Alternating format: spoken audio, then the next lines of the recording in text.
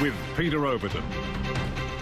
Good evening. It's only day one of the election campaign, but Bill Shorten has already had to slap down one of his own candidates over Labor's asylum seeker policy. The opposition leader defended his party's stance after a prospective MP spoke out against boat turnbacks. The Prime Minister and Mr Shorten both choosing to start their campaigns in marginal Queensland seats. OK, let's go. With that, he was off. Day one, first stop, a fruit and veggie market. Hey guys, how are you? Selling small business tax cuts, hoping the fruits of his Labor pay off. We're backing you. We believe in you. We are right behind you. A much younger Malcolm Turnbull's first job was packing fruit.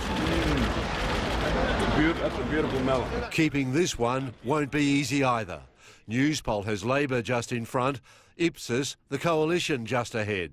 The trouble for Labor is its primary votes still low, and Malcolm Turnbull remains preferred Prime Minister. We want you as Prime Minister forever. Queensland marginal seats are crucial. It feels absolutely fantastic to meet you. And he swept through 3 this morning. Don't worry, I feel nervous too. With his economic plan and help to get the young into jobs. We've got 8 weeks and we'll be talking about our national economic plan every single day.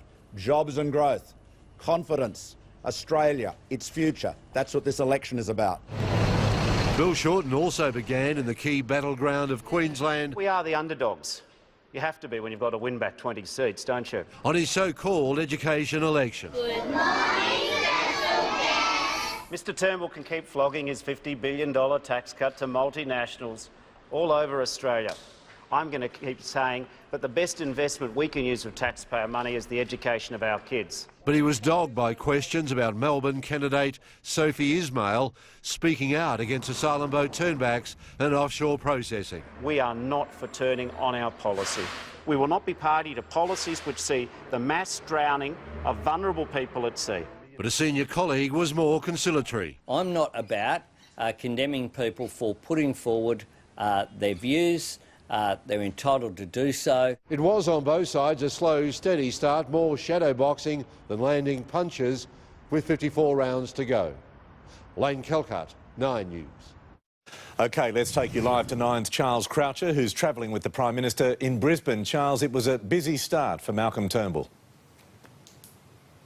It was a busy start, Pete. You heard Lane describe it as shadowboxing. That's pretty accurate. There was no new policies, no new funding and no new announcements from the Prime Minister, more an extension of the budget campaign rather than the start of a new election pitch. So no punches thrown, just plenty of dancing. But it was dancing done in the right places. 3 seats, all of them marginal. One of them belongs to Labor. A real signal of intent from Malcolm Turnbull that this won't just be about clinging to coalition seats, but fighting Labor on their turf as well. Pete?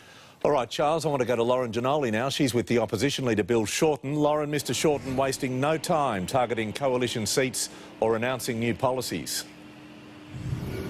Yeah, that's right, Pete. This is the first time we've seen Bill Shorten campaigning as leader, and day one hasn't been a blitz of sorts. Instead, the opposition leader's flown into 2 seats in Queensland's north. Leichhardt are up in Cairns and Herbert here in Townsville. They're both held by the LNP and are squarely in the opposition leader's sights.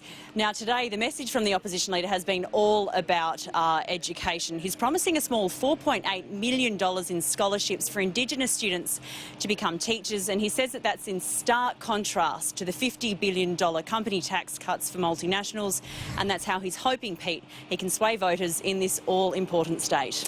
All right, Lauren, thank you.